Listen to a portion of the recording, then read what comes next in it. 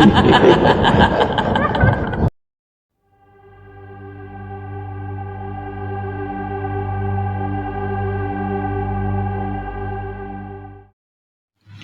علیکم دوستو، میں ہوں آپ کا ہوسٹ ارسلان۔ امید کرتا ہوں آپ سب خیر خیریت سے ہوں گے، جہاں بھی ہوں گے خوش ہوں گے۔ اللہ پاک آپ لوگوں کو ایسا ہی خوش اور آباد رکھے۔ یہ کہانی ہمیں بھیجی ہے، ان بھائی کا نام محسن ہے۔ تو وہ جانتے ہیں کیا ہوا ان کی گاڑی میں جس چیز نے ان کو حیران کر دیا۔ ہمارے بھائی کہتے ہیں کہ میں جوہر ٹاؤن لاہور سے تعلق رکھتا ہوں، میں میرڈ ہوں اور اللہ کے کرم سے میری ایک پیاری سی 1.5 سال کی بیٹی بھی ہے۔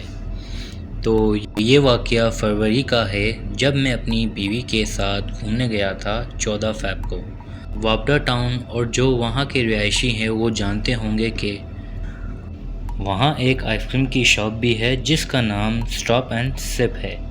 اور رات کے تقریباً 8 بج رہے تھے، ہم گاڑی میں آئس کریم کھانے لگے اور تھوڑی دیر میں ایسا لگا کہ گاڑی کے پیچھے والے سائڈ پہ کوئی آ کے بیٹھا ہو۔ گاڑی پیچھے سے پوری باؤنس ہوئی ہے، اور تب تو میں نے اور میری بیوی نے پیچھے مڑ کر دیکھا تو پیچھے کوئی نہیں تھا، اور ہم نے سوچا کہ کسی گاڑی نے پیچھے سے ہلکا سا ہٹ کر دیا ہوگا، لیکن وہاں بھی کوئی نہیں تھا۔ ہم نے اس بات کو اگنور کیا اور آئس کریم کھانے کے بعد گھر آ گئے، اور اسی طرح ہمیں 2 یا 3 بار ایسا محسوس ہوا تھا۔ بہرحال محسن بھائی کہتے ہیں کہ اب ہماری بیٹی ہے چھوٹی، تقریباً 1.5 سال کی، تو جب بھی ہم اپنی بیٹی کو گاڑی میں لے جاتے ہیں تو وہ عجیب طرح سے رونے لگ جاتی ہے۔ ایسا لگتا ہے جیسے وہ بہت ڈری ہوئی ہے۔ گاڑی میں بیٹھتے ہی وہ ایک خوف میں مبتلا ہو جاتی ہے، ڈر جاتی ہے۔ ہمیں لگتا ہے بچے روتے ہیں تو بہت کوشش کرتے ہیں اسے چپ کرانے کی، گانے سناتے ہیں لیکن وہ چپ نہیں ہوتی، اور جب گاڑی سے باہر ہوتی ہے تو چپ ہو جاتی ہے، لیکن گاڑی میں آنے سے وہ بہت روتی ہے۔ لیکن یہ ایک عجیب بات تھی جو مجھے اور میری بیوی کو بہت عجیب لگی، کیونکہ ہماری بچی گاڑی کے قریب آتی اور رونے لگ جاتی تھی۔ ایک بار میری بیوی 2-3 دن کے لیے اپنے مائکے چلی گئی رہنے کے لیے۔ میں اپنی بیوی سے ملنے گیا تھا، اور یہ 22 فیب تھی۔ 14 فیب کو یہ واقعہ ہمارے ساتھ پیش آیا تھا، اور 22 فیب کو اپنی وائف سے میں ملنے جا رہا تھا۔ میری وائف کے گھر کے سامنے بالکل ایک چھوٹا سا درخت ہے۔ میں اپنی گاڑی بالکل اس کے ساتھ ہی پارک کرتا ہوں، بالکل اس کی چھاؤں میں، اور میری عادت ہے یہ کہ میں گھر سے چائے لے کے گاڑی میں آ کے بیٹھ جاتا ہوں اور سگریٹ اور چائے پیتا ہوں۔ اچانک میری نظر پڑی کہ فرنٹ مرر پر پنجوں کے نشانات تھے، جو کہ بہت عجیب تھے۔ میں سوچ میں پڑ گیا کہ یہ کیسے نشان ہیں، اور یہ نشان ڈرائیونگ سیٹ کے بالکل ساتھ والی سیٹ کے سامنے تھے، جبکہ یہ نشانات پہلے نہیں تھے، یہ اچانک آئے تھے۔ بہرحال جب میں نے یہ سب کو بتایا تو انہوں نے کہا کہ شاید تمہاری وائف کے ہوں گے، یہ تمہاری بچی کے۔ تو میں نے کہا کہ میری بیوی تو کچھ دنوں سے مائکے گئی ہے۔ مجھے تھوڑا عجیب لگا، دوسروں کو نہیں۔ بہرحال میں نے گھر جا کے اس نشانات کو مٹا دیا، اور اس وقت جب میں نے باہر سے مٹانے شروع کیا تو پتہ چلا کہ وہ نشان اندر سے ہوا پڑا تھا۔ ہمارے بھائی محسن کہتے ہیں 26 تاریخ کو دوبارہ میں وہاں گیا اپنی وائف سے ملنے، اور گاڑی وہیں سیم جگہ پہ پارک کی۔ اب جب میں چائے لے کے واپس گاڑی میں آیا تو واپس میں وہی دیکھا کہ وہی نشان دوبارہ، جس نے مجھے کافی حیرانگی میں مبتلا کر دیا، اور تصویر آپ اسکرین پہ دیکھ سکتے ہوں گے۔ ہمارے بھائی محسن نے یہ تصویر ہم سے شیئر کی ہے۔ کہتے ہیں تصویر میں ہاتھ انسانوں کا تھا لیکن عجیب تھا۔ میری وائف مائکے میں تھی اور میں آیا تب گاڑی میں کوئی نشان نہیں تھے، اور گاڑی میں نے وہیں کھڑی کی اور گاڑی لاک تھی، اور اندر دوبارہ یہ نشان آ گیا تھا۔ بہت حیران کرنے والی بات تھی۔ یہ تھا محسن بھائی کا واقعہ جو انہوں نے لاہور سے ہم سے شیئر کیا۔ بہت بہت شکریہ بھائی۔ تو چلتے ہیں دوسری کہانی کی طرف۔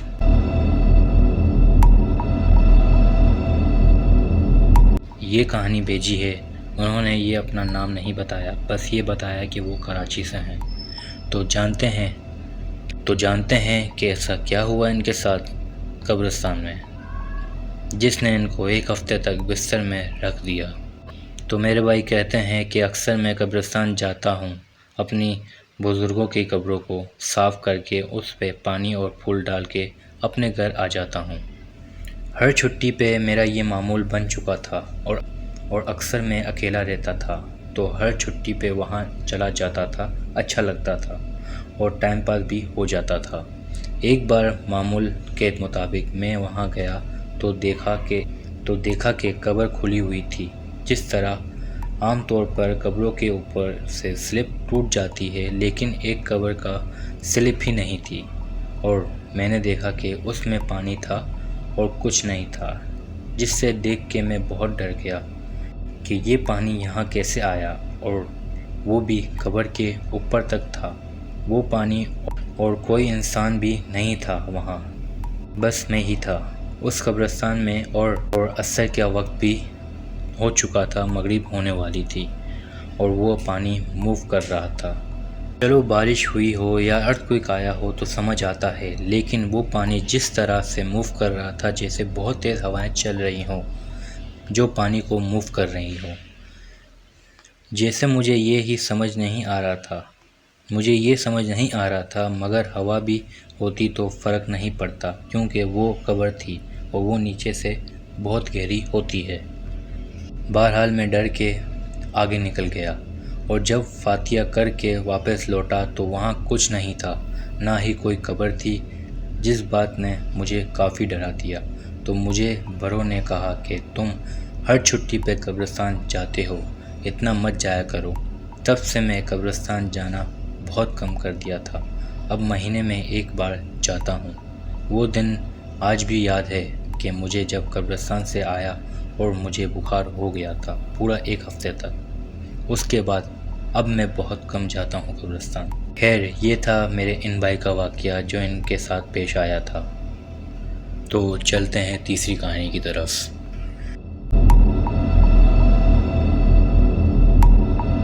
یہ واقعہ ہمارے بھائی نے شیئر کیا ہے، وہ احمد ہیں۔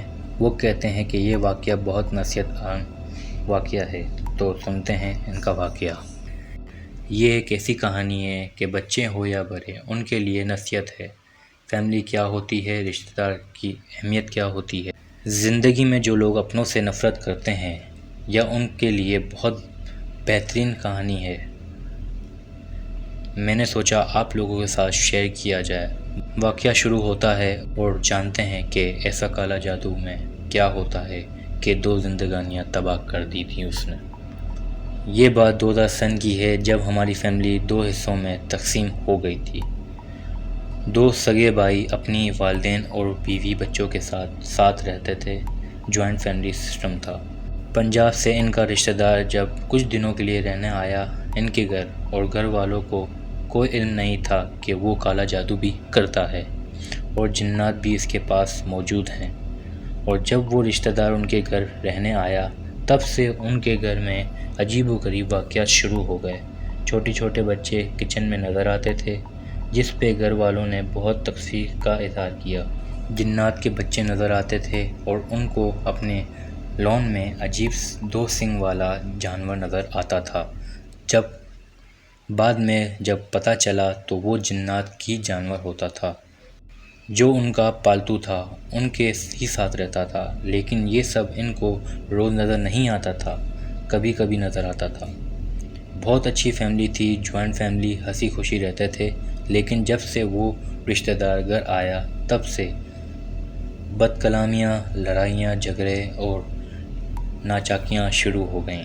دونوں بھائی جو پوری گھر کی ذمہ داری اٹھاتے تھے، وہ اب ایک دوسرے سے نفرت کرنے لگے، اور ان کے گھر میں عجیب واقعات ہونا شروع ہو گئے۔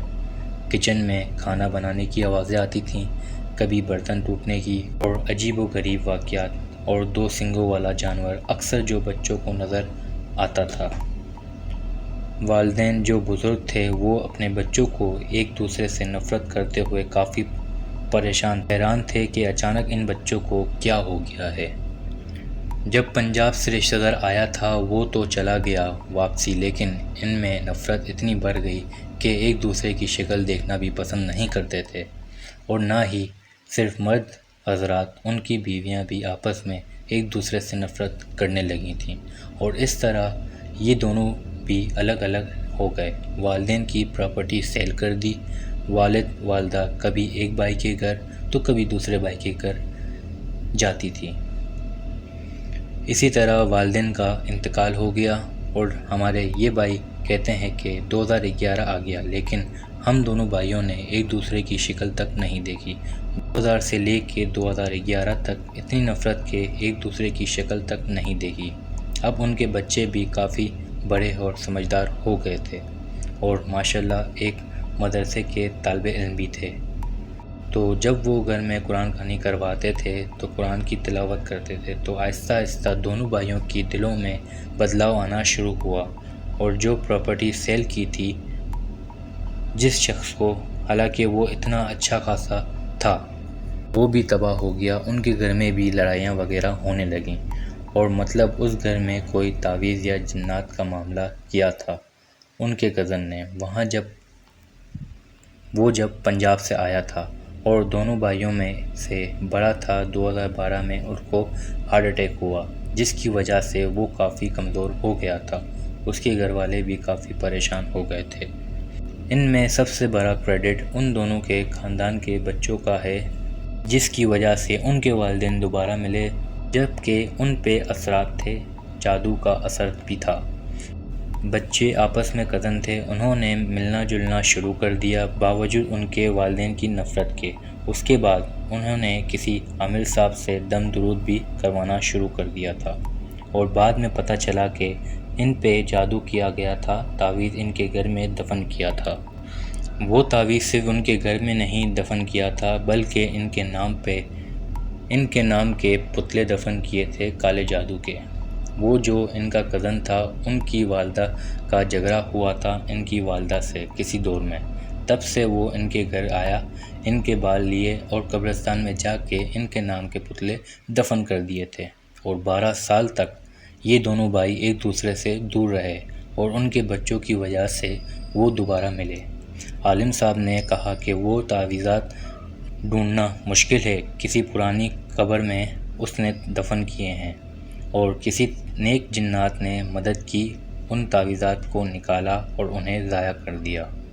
پھر دونوں بھائی واپس ملے، اور آپس میں پیار بھی دوبارہ ویسا ہی ہو گیا، اور دونوں فیملیاں دوبارہ پیار اور اتفاق ہوا، اور اپنی والدین کی قبر میں جا کے بہت روئے دونوں بھائی۔